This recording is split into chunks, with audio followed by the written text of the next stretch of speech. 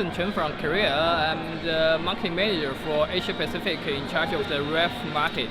And here I'm in the HVAC&R in Tokyo. This is our panel, present our CO2 transcritical solution. Here is our PRAC for CO2 transcritical solution program controller, and here is our ejector. It can help to improve the efficiency of the CO2 transcritical.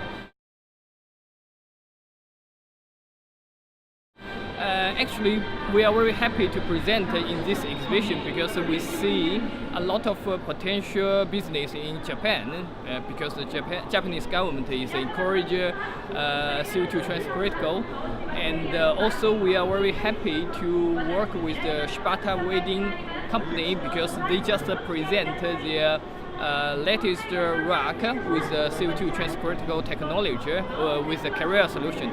We are very happy for it. And also we noticed in Asia, also in China, we see a trend. More and more end user retailers show the interesting on the CO2, not just the CO2 cascade, also CO2 transcritical. Recently, we just finished our first CO2 transcritical supermarket with a Metro in China. It's a huge success in China, and we're happy, very happy for it.